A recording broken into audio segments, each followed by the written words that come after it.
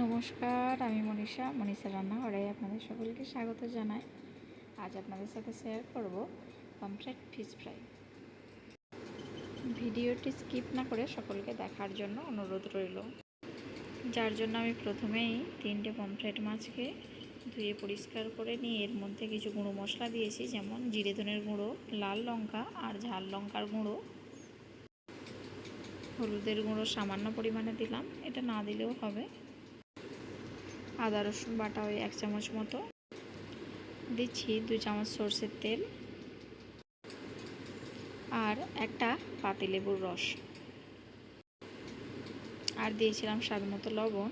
এবার সব কিছুকে একসঙ্গে ভালো করে মিক্স করে নিচ্ছি, নিয়ে মাছটাকে আধ ঘন্টার জন্য ম্যারিনেশনে রেখে দেব। এবার একটা পাত্রে নিয়ে নিচ্ছি কিছু সুজি আর নিয়েছি অল্প পরিমাণে বেসন। সুজি আর বেসনটাকে ভালো করে মিক্স করে নিয়েছি।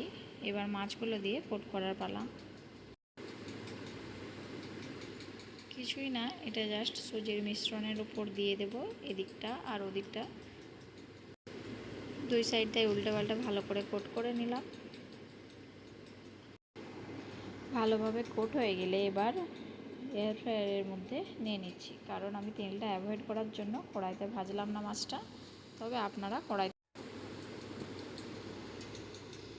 এবার কুক করতে দিচ্ছি 20 মিনিটসের জন্য 190 ডিগ্রি সেন্টিগ্রেডে কুক করতে দিলাম। 10-15 মিনিট হয়ে যাওয়ার পর মাছগুলো একবার উল্টে নিয়েছিলাম। এবার পুরো 20 মিনিট হয়ে গেছে।